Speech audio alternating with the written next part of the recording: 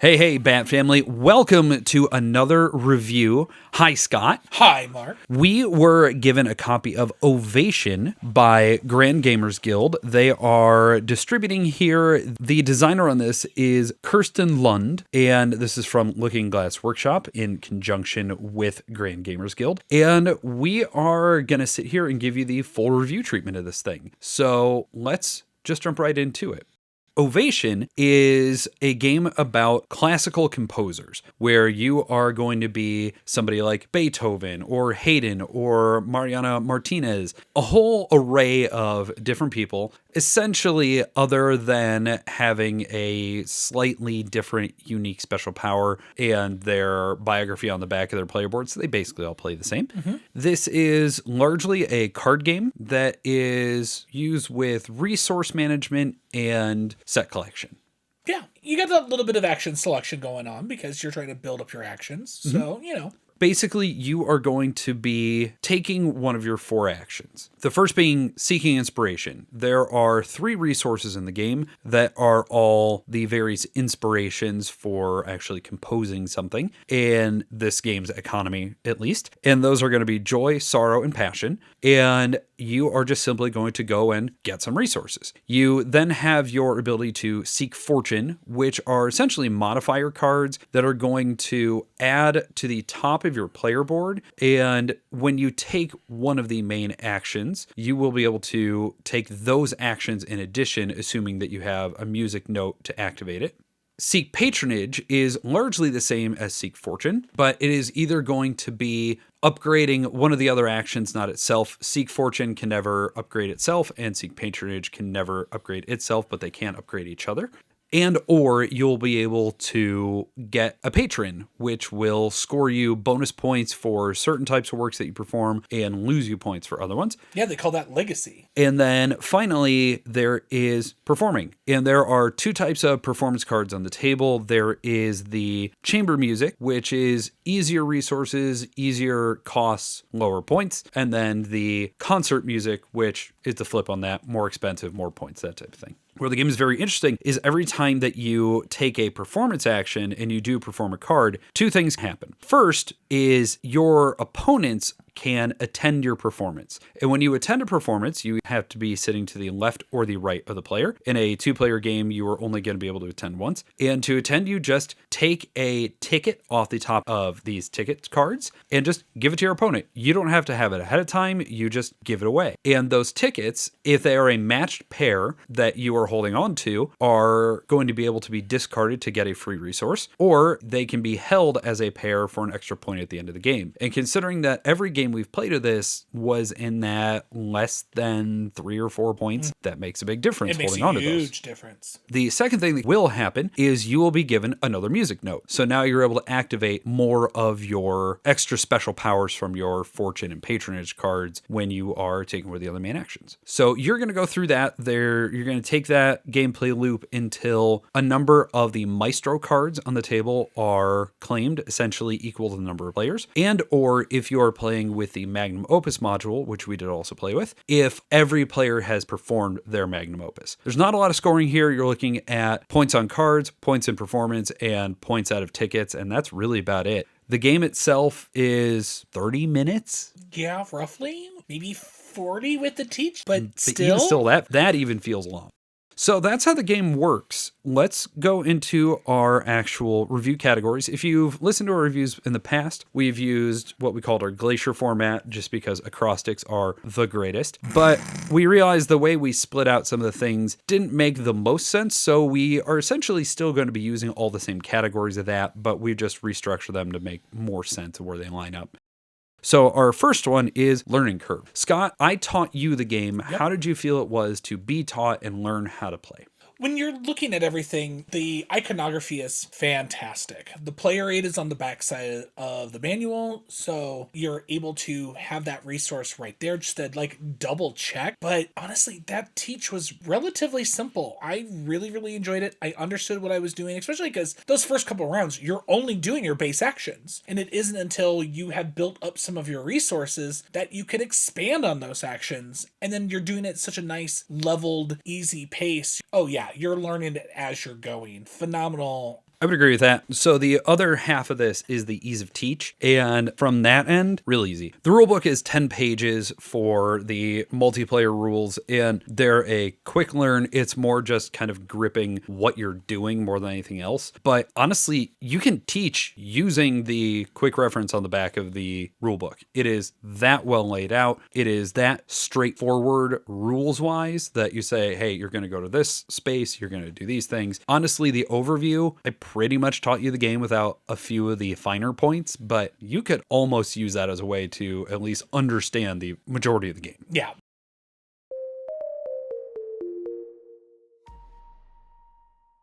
Our next big category, we're looking at artwork, components, and iconography. So here we're going to be talking about the production of the game and how we feel it is to actually interact with it. Let's start with the artwork. You are much more positive about this than I am. Yes. And I know we're going to get into it. When you look at these cards, the instruments and the patrons and even your characters themselves are cartoony. And I really enjoy it because this is a simple game. This isn't a complex game. I think if this was more complex, then I would want more realism. And I think that's why I'm completely comfortable with how the art style is. Sure. My big takeaway is I think this is a really interesting theme. It is a unique one. We don't see very many like this other than what Lacrimosa and Luthier. That might be like the classical music games. Yeah. So when I saw this art and then I hear the theme, to me, it's a massive disconnect because you're right. I think heavier art, more detailed, more realistic art would lead you to think it is a heavier game than it is. But I also think that if you bought this thinking it was a really light game, there is more here than what the artwork is telling you is there. So it's this weird mix of, if I am going to play with this art style, I would rather the game be lighter than it is, because especially when you're racing for that Maestro card ending, there's so many interesting decisions you need to make and different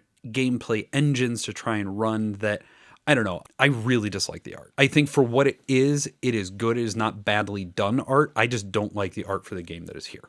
That's valid. I mean, this is going to be one of those I think we're just going to have to agree to disagree. Oh, absolutely. I think if you refine the artwork more, there's not enough. I don't feel like there's enough game to support it. I think this is the perfect art to complexity for this game. I don't know that I agree with that, but I do agree with what one of the players we played with said, and that's that if the artwork were better, they would expect the components to be better as well.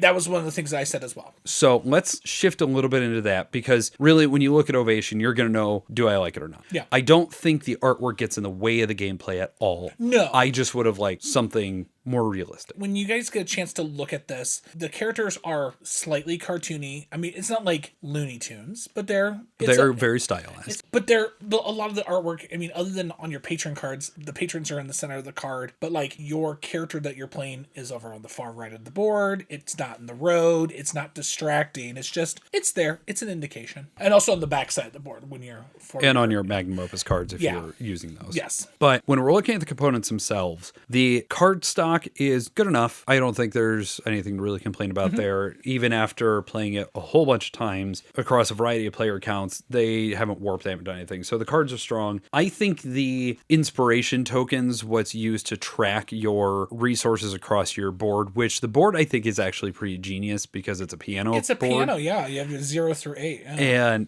just being able to move those up and down. It is a dual layer board, so you are able to slide those. Everything works very well with that. Yeah. There's nothing inherently wrong. Enough space. It's perfect. The first player marker I like. I like the fact it comes apart, but I do always take it apart because I feel like if it stayed in the box, it would end up breaking. I would agree that treble clef would end up breaking. Like the peg that you need to sit in the base would break. Yeah, I agree. And then you have the music notes themselves, which I think are very good. But I do kind of agree with one of the players that we played with where he said it would have been fun to see a double note or here's a rest or whatever, and just have a little bit of variation in them. I know that would have increased the cost of production and therefore the cost of the game. So I get why they're all one. but that is one of the few opportunities I would look and be like, that would have been cool just to have something like that, especially because there's no real dedicated place for them on your player board. So you just kind of set them on top of your person. Right. So a lot of what we just brought up is very nitpicky. I think the components for what they are, for what is in the box, for the price, it all holds. I mean, we were talking about art, and I know I was one that sat there and said that if the art was better, I'd want the components to be better. Because the cards are fine. For the price point and for the art style, it's fine. If there was better art, I would want that linen-y type of card. I would want, instead of wood tokens, I would love to have the more acrylic tokens. Because it would just look better on the board. Sure. And sitting on the table. With what we have, yes, I think it's perfectly fine. Sure. Last part of this category is just iconography, and it's great. It's great. Across the board, it is inherently readable. It is very quick to understand. And even though there's only a handful of different symbols, you are able to understand what their configuration means very quickly of, if I take this action and I have done this, then I get to do this thing. Mm-hmm. Pretty straightforward. Yeah. The colors are red, blue, and yellow for your inspirations you're going for. So you have your 3 colors, the red, the blue, the yellow. Your joy, it is a yellow flower. Passion is a red flame. Blue sorrow is a teardrop. So like if you have issues with color, you do have the symbols on the majority of the cards. The only time you see the little circle, it's the whole note filled in with colors. That's just letting you know, I get to pick whichever one I want. Yeah. Outside of that, if you're only going to get either or, both those symbols are on the card. You said it's like, if I do this action, or my requirement is I have to have joy and I have to have passion. If I don't have those, I can't do the action. You can see that. If you don't need that requirement, it's the whole note with the 3 colors that are available. And because of the fact that it's just the whole note, you know that anything works. So it doesn't even matter if there's a color variation. Exactly. And when there's that single being shown, it has its own unique shape. Yep. So it is easy to play. It's easy to teach anybody. And because you are not interacting on each other's particular cards or board, you don't have to worry about whose stuff is whose. Mm-hmm. But yeah, as far as the iconography, really straightforward, very easy to understand. I like it a lot. Great, simple, easy symbol. And it makes sense.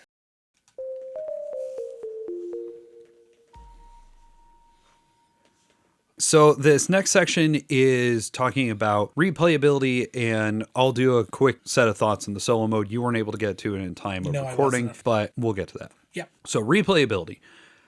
This is a mixed bag for me, to be fair. We have played this at 1, 2, and 3. It goes up to 4 players. Honestly, I think I can speak to the 4-player experience because I have played the 3-player, and based on the way that works, I feel like they're going to be very, very similar. Yes. There are multiple ways to play. And at the end of our first play, I looked at you and I said, I don't think the replayability is here because I don't think the card economy and what each individual card does and the way it modifies an action is enough to drive a strategy and have it feel different from game to game. Mm-hmm. On subsequent games, I did find that to be not the case entirely because I went on a very low card approach for the next game, and it felt like a very different game. And then the game I played after that, I did kind of a mixture of what am I going to try to grab and all that. So depending on how you are enjoying building that engine and upgrading your actions and improving things along the line, there are multiple ways to victory. I don't think it ultimately feels super varied from game to game, but it's certainly not the same experience every time. Agreed. Absolutely agreed. When we did just the 2-player, it was fine. It was good. It was a solid game. It was like, okay, I can see where people will enjoy this. Where I think the game does the best is at your 3-player. I think 4-player would probably just a little too long in between turns, personally. Unless I don't know. Unless there's a lot of performing going on, because if there's not a lot of performing going on, I'm sitting. Yeah, but at the same time, I think the turns aren't super long. Yeah, and I think that's what a huge strength of the game is even if I am having a long turn, my long turn is 45 seconds. True. Because most of the time it's, okay, I'm going to go here. I'm going to do this thing. Would you like to come to my performance? Okay, cool. I've done my performance. Here's my thing. Here's your turn. Or I'm going to grab resources. Here's your turn. Turns move so fast that I actually disagree with that premise because I think you're just going to be moving around. Where I think the game is going to be too long is for the weighted game itself. And if I'm playing 4 players, like I said, even once we taught the game, we were playing this in a half hour. Yeah. And not for nothing, we have played it a half dozen times in the past week. So clearly there is replay value there. Yes. I don't currently have anything like it on my shelves. So it's definitely going to be on my table with different groups for a little bit. Will it stick around? That's going to be the question. The other thing that we wanted to bring up when we're talking about the game and why our scores are going to be what they are is the ticket system and attending other players' performances. We touched on that in the gameplay overview when we were talking about, hey, you know, when you're doing perform, you can go. This is a system that in a 2-player game doesn't do enough. Yeah, it doesn't make sense to do it. It doesn't score you enough for it. And the amount of resources you get off of it aren't bad. But again, because only one person is ever able to go, it doesn't feel like a fully realized system. Right. When you get into that 3-player count, it does feel that way because now you're able to have 2 people attend your concert. And depending on the performance you're giving, a chamber piece is generally only going to give 1 resource to them, and the concert pieces are going to give 2. And so there's this really interesting balance that comes up where early on it's like, yeah, have the card, I don't really care. Right. And then as the game progresses, it does become, is it worth giving you that half a point? Or if the other person's going to go, then we're now giving away a full point.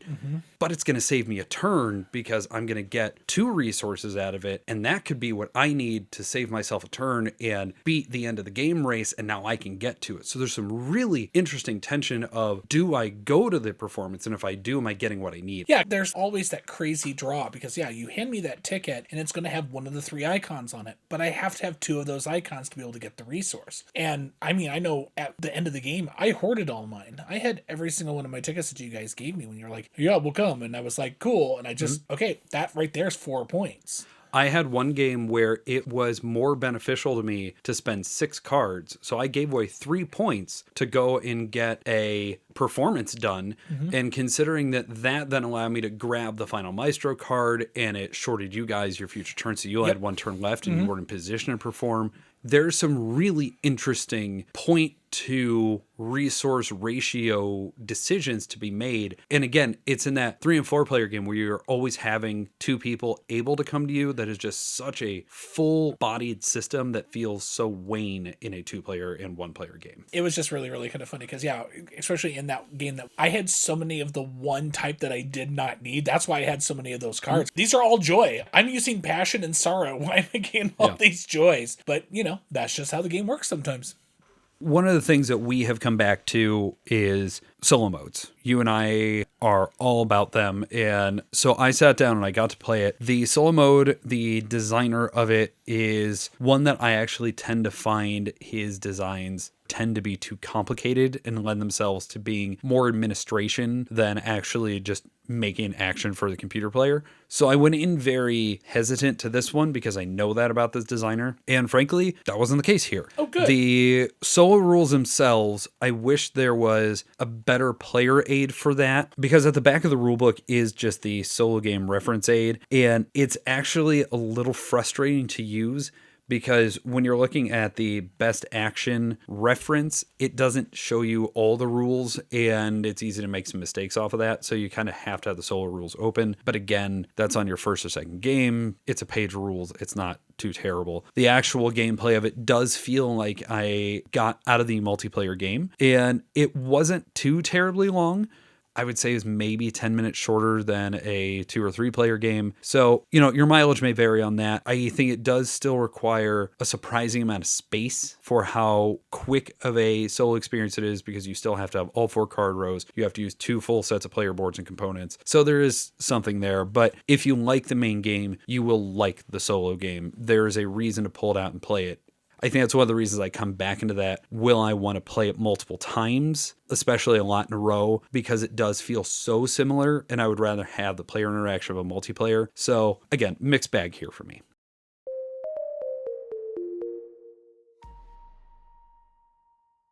On that, we're just looking at our final thoughts. So what's your final review? On the scales that we normally put it on, it would be a 7. It's a good enough game that I want to play it a couple more times. I don't know if it's going to have a long enough time in my actual personal library that's going to see a ton of table time. It's got some good bones. Maybe there's an ability to it'll have an expansion. Well, I did see that the designer made a comment about this on Board Game Geek. where she would love to do other composers or go into other genres with it. So there is room for more design space here. That's great. Which is cool. Music-based games are so rare. And even rarer than that are good ones. Right. And this one is good. This one's good. This one's definitely good. So yeah, this is a 7. This is definitely a 7. So for me, I am going to come down on that table as well. I am going to be in that 7 range in addition to you. If I was going solely off of the solo and 2-player, it would be a 6. But the experience with 3 players is so quick. It is so easy to teach. It is so approachable, and you do feel like you have done a lot in a short amount of time. Mm-hmm. That goes a long way with me. Yeah, I have some issues with the art. Yeah, the solo mode isn't going to be one that I'm going to pull out constantly. But if somebody said, hey, I picked this up, let's play it. Yeah, I'm in. There's a lot of fun here. I would give this a solid 7. Yeah. With that, guys, thank you so much. And thank you again to Grand Gamers Guild for providing us the copy of the game. And it is out now. You can get it from their website, and you can get it pretty much wherever you can track games down. The MSRP on this is $50. And with that, we will catch you on the next one. Bye.